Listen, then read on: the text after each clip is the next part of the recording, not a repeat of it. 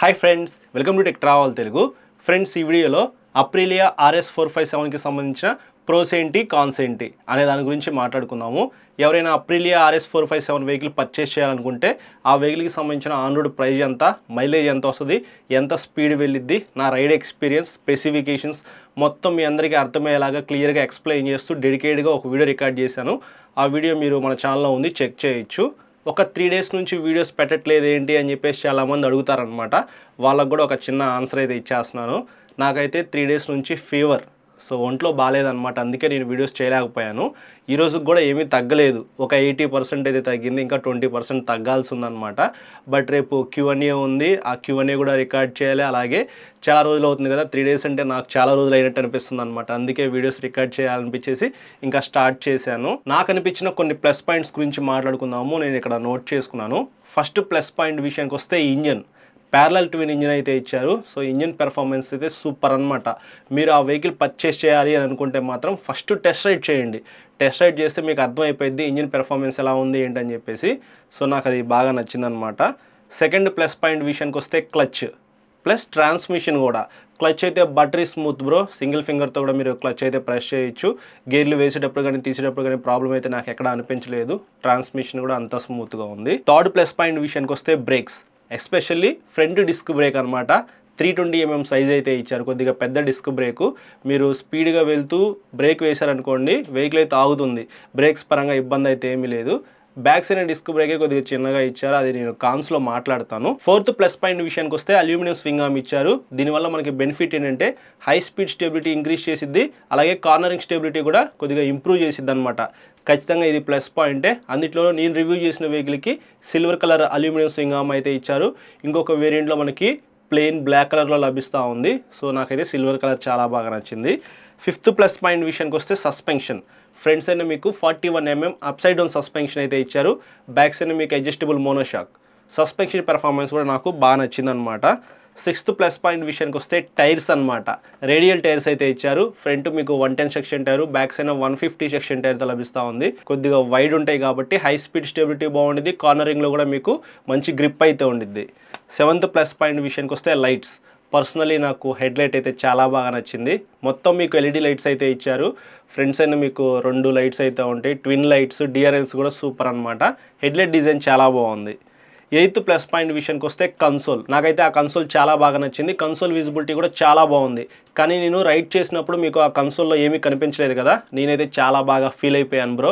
కానీ మీకు console visibility day time అయితే చాలా బాగుండేది. అది ఒకసారి మీరు రైడ్ చేసినప్పుడు చెక్ చేసుకోండి. అందులో మీకు క్విక్ షిఫ్టర్ అయితే ఉంది, స్లిప్పర్ క్లచ్ ఉంది, రైడ్ బై వే టెక్నాలజీ ఉంది, లో బ్యాటరీ ఇండికేటర్ ఉంది, సర్వీస్ డ్యూ ఇండికేటర్ ఉంది. ఇట్లా చెప్పుకుంటూ పోతే చాలా ఫీచర్స్ అయితే ఉన్నాయి. సో ఆ ఫీచర్స్ కూడా ఒకసారి మీరు షోరూమ్కి వెళ్ళినప్పుడు చెక్ చేసుకోండి. నైన్త్ ప్లస్ పాయింట్ విషయానికి వస్తే కలర్స్.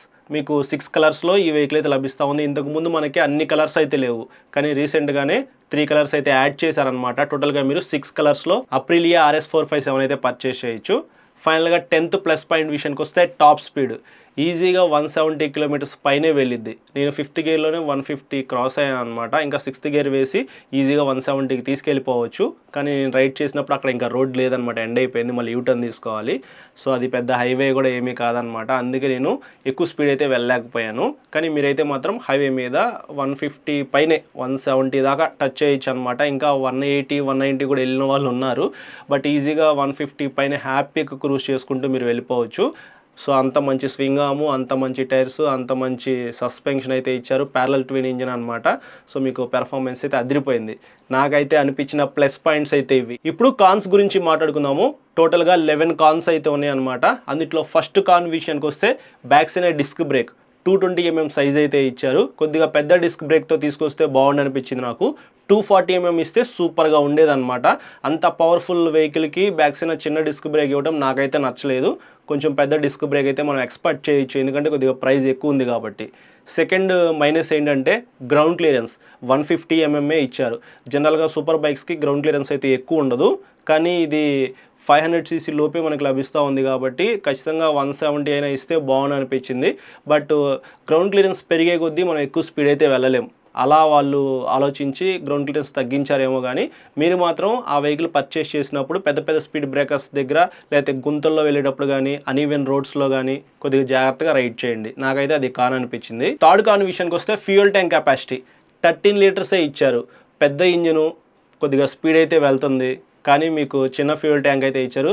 లాంగ్ వెళ్ళేటప్పుడు 10 దాకా రీఫ్యూలింగ్ అయితే చేయించుకోవాలి. సో అదొకసారి మీరు చూసుకోండి. కనీసం 15 లీటర్స్ ఇస్తే బాగుండేది. అలా ఇస్తే వెయిట్ పెరిగిపోయింది అనుకున్నారేమో, ఇప్పటికే వెయిట్ ఎక్కువ ఉందన్నమాట. ఫోర్త్ కాన్ అది 175 kgs. ఎవరైతే హైట్ తక్కువ ఉంటారో వాళ్ళకి ఖచ్చితంగా వెయిట్ అనిపించే అవకాశం అయితే ఉంది. ఫిఫ్త్ కాన్ విషయానికి వస్తే ఈ వెహికల్లో హజార్ లైట్స్ అయితే మిస్ చేశారు. చాలా చిన్న ఫీచర్ అనమాట. హజార్ లైట్స్ ఇస్తే బాగుండేది. అంత ప్రైస్కి, అంత పెద్ద వెహికల్కి, అంత మంచి ఫీచర్స్తో ఉన్న వెహికల్కి హజార్ లైట్స్ ఎందుకు తీసేశారో వాళ్ళకే తెలియాలి. సిక్స్త్ కాన్ విషయానికి వస్తే క్రూజ్ కంట్రోల్ ఫీచర్ అయితే ఈ వెహికల్ ఇవ్వలేదు. అది ఖచ్చితంగా మైనస్ అని చెప్పుకోవచ్చు. ఇట్లా లీన్ అయ్యి మనం ఈ వెహికల్ నడపాలి కదా, ఖచ్చితంగా ఇక్కడ పెయిన్ వచ్చే అవకాశం అయితే ఉంది. ఒక 80కో 90కో మనము క్రూజ్ కంట్రోల్ ఆన్ చేసుకుని హ్యాపీగా హైవే మీద ఎంజాయ్ చేస్తూ రైడ్ చేయొచ్చు అనమాట. క్రూజ్ కంట్రోల్ ఫీచర్ వీళ్ళు ఎందుకు మిస్ చేశారో అర్థం కావట్లేదు. సెవెంత్ కాన్ విషయానికి వస్తే కీ డిజైన్ అని చెప్పుకోవచ్చు. అప్రిలియా SR 125, SR 160, SR 175లో ఏదైతే కీస్ ఉన్నాయో సేమ్ అదే కీ డిజైన్ తీసుకొచ్చి అప్రిలియా RS 457కి పెట్టారు. సో మనకి స్కూటర్లో లభించే కీ ఏదైతే ఉందో సేమ్ అదే కీతో మనకి ఈ వెహికల్ లభిస్తూ ఉంది కాబట్టి పెద్ద డిఫరెన్సెస్ అయితే ఏమీ అనిపించలేదు నాకు. కీ డిజైన్ కొద్దిగా అప్డేట్ చేస్తే బాగుండి అనిపించింది. సో చాలా బేసిక్ కీ అయితే ఇచ్చారు, నాకైతే అస్సలు నచ్చలేదన్నమాట. ఆ కీ అనేది మన ఫ్రెండ్స్ ఎవరైనా చూసారనుకోండి స్కూటర్ వేసుకొచ్చాం అనుకుంటారు. సో అట్లా అయితే ఉందన్నమాట. ప్రీమియం వెహికల్ వేసుకుని వచ్చినంత ఫీల్ అయితే ఉండదు. ఎయిత్ కాని విషయానికి వస్తే బ్యాక్ సైడ్ పిలియన్ సీట్ కొద్దిగా చిన్నగా ఉందన్నమాట. పెద్దగా ఇస్తే బాగుండేది. బట్ ఈ స్పోర్ట్స్ బైక్స్ అన్నీ కూడా సోలోగా వెళ్ళడానికి బాగుంటాయి, అందుకే వాళ్ళు ఆ చిన్న సీట్ అయితే డిజైన్ చేశారో మనం అర్థం చేసుకోవాలి. నైన్త్ కాని విషయానికి వస్తే మైలేజ్ 25 కిలోమీటర్స్ కన్నా మీరు ఎక్కువ ఎక్స్పెక్ట్ చేయొద్దు. అంత పెర్ఫార్మెన్స్ అయితే ఉంది, కొద్దిగా వెయిట్ అయితే ఎక్కువ ఉంది కాబట్టి మీరు చాలా స్పీడ్గానే రైడ్ చేస్తారు కాబట్టి మైలేజ్ అయితే రాదు. అది కూడా ఒకసారి మీరు ఆలోచించుకోండి. మైలేజ్ కావాలనుకుంటే మాత్రం మీకు ఈ వెహికల్ సెట్ అవ్వదు. 10th కాని విషయానికి వస్తే రైడింగ్ పొజిషన్ అని చెప్పుకోవచ్చు. ఇట్లా లీన్ అయ్యి మీరు ఈ వెహికల్ అయితే నడపాలి.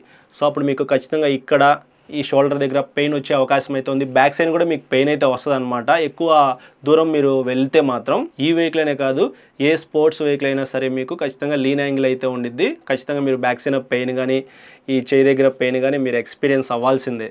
సో అది కూడా ఒకసారి ఆలోచించుకొని కొనుక్కునే ముందు. ఫైనల్గా 11th కాన్ విషయానికి వస్తే ప్రైస్ 5,17,000 రూపీస్లో ఈ వెహికల్ అయితే మీకు లభిస్తూ ఉంది. కొద్దిగా ప్రైస్ అయితే ఎక్కువ.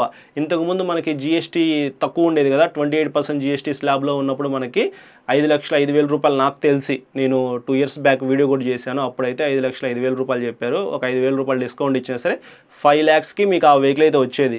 ఇప్పుడు 40% జిఎస్టీ స్లాబ్లోకి వచ్చింది కాబట్టి ఖచ్చితంగా మీకు ప్రైస్ పెరిగిపోయింది అనమాట.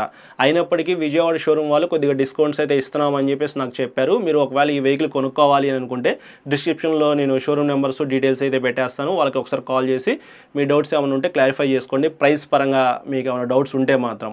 సో కొద్దిగా ప్రైస్ అయితే ఎక్కువ అనిపిస్తూ ఉంది, కానీ ప్యారలల్ ట్విన్ ఇంజను 5 lakhsలో మీకు వేరే అదర్ వెహికల్స్ కూడా ఏమీ లేవు ఇన్ని మంచి ఫీచర్స్తో. కేటీఎం నుంచి కొన్ని వెహికల్స్ అయితే మనం ఫ్యూచర్లో ఎక్స్పెక్ట్ చేయొచ్చు. అప్పుడు ఈ వెహికల్కి మంచి కాంపిటీషన్ అయితే వస్తుంది. ప్రస్తుతానికి వన్ అండ్ ఓన్లీ వెహికల్ అనమాట. కొద్దిగా ప్రైస్ ఎక్కువైనప్పటికీ మంచి ఫీచర్స్తో లభించే ఏకైక వెహికల్.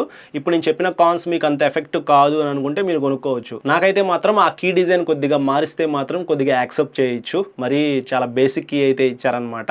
కానీ లుక్ పరంగా చూసుకున్నా, పెర్ఫార్మెన్స్ పరంగా చూసుకున్నా సరే సూపర్ వెహికల్. మీ అందరికీ అర్థమయ్యేలాగా ఎక్స్ప్లెయిన్ చేశానని చెప్పేసి అనుకుంటున్నాను. ఈ వీడియో నచ్చితే లైక్ చేసి మీ ఫ్రెండ్స్ అందరికీ షేర్ చేయండి. ఎవరైతే మన ఛానల్ని సబ్స్క్రైబ్ చేయకుండా చూస్తున్నారో వాళ్ళైతే ఇప్పుడే సబ్స్క్రైబ్ చేసుకొని పక్కన బెల్ ఐకాన్ అయితే క్లిక్ చేసి పెట్టుకోండి. నేను వీడియో పెట్టిన వెంటనే మీకు నోటిఫికేషన్ వస్తుంది. Thank you.